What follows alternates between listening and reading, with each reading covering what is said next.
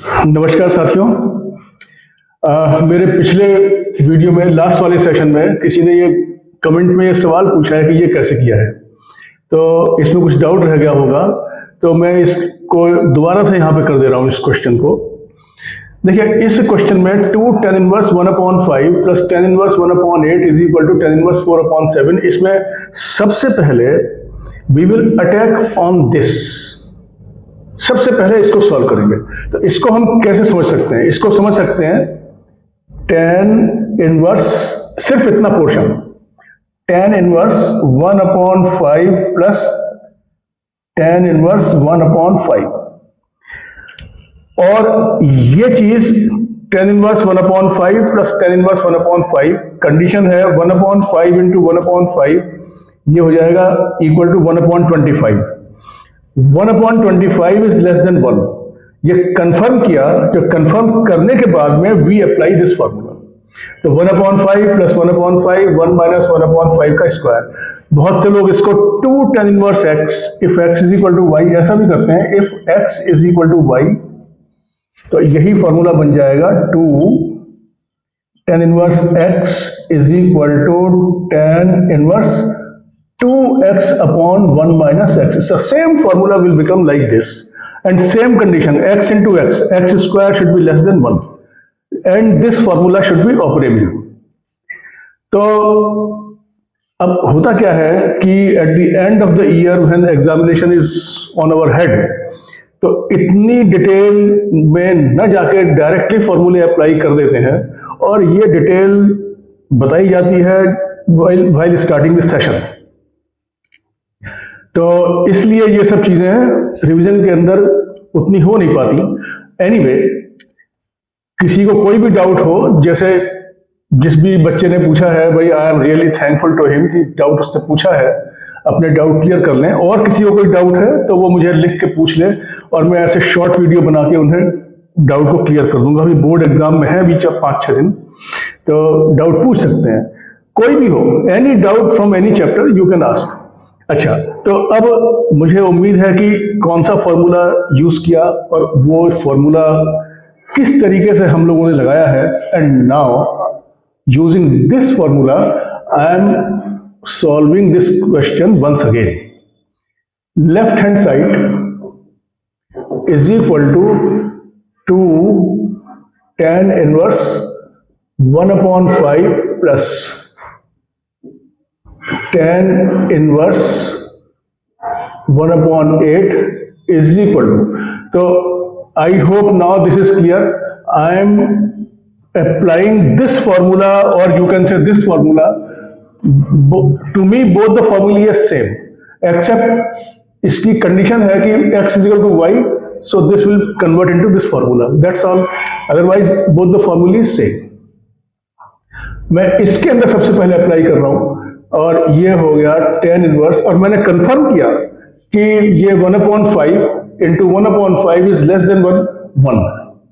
ये मैं यहां लिखूंगा अभी सॉल्यूशन में, is equal to tan inverse 2 into 1/5 upon 1 minus 1/25 plus tan inverse 1/8।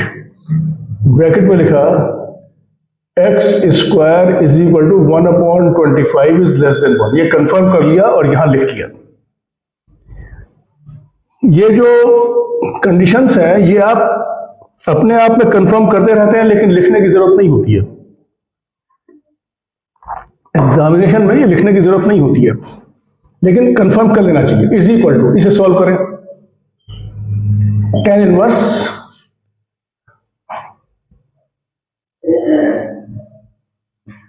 2/5/25 minus 1, 24. 24/25 plus tan inverse 1/8 is equal to tan inverse। 5 से ये 5 ये कट गया, 5 बचा, 5 2 12, 5/12, 5/12 plus tan inverse 1/8 is equal to, now again we will apply the same formula। tan inverse x plus tan inverse y, but we must confirm x into y is equal to 1 or is less than 1. But so is equal to tan inverse 5 by 12 plus 1 by 8 upon 1 minus 5 by 12 into 1 by 8, bracket में लिख दीजिए x into y. x into y is equal to 5 by 96, 12 into 8. This is less than 1, सामने दिख रहा है, denominator is very large. तो बस ये दिख रहा है तो ये लिख दिया और कुछ नहीं करना है. एग्जाम में ये लिखने की भी जरूरत नहीं. You have to confirm yourself, that's all. Is equal to tan inverse 40 plus 12 upon 96 minus y. देखिए ये एलसीएम जो है वो कट जा रहा है दोनों में. Is equal to tan inverse 52 upon 91, 13 से कट रहा है, 13 is equal to tan inverse 4 upon 7. This is the right hand side. Is equal to right hand side. Hence proved.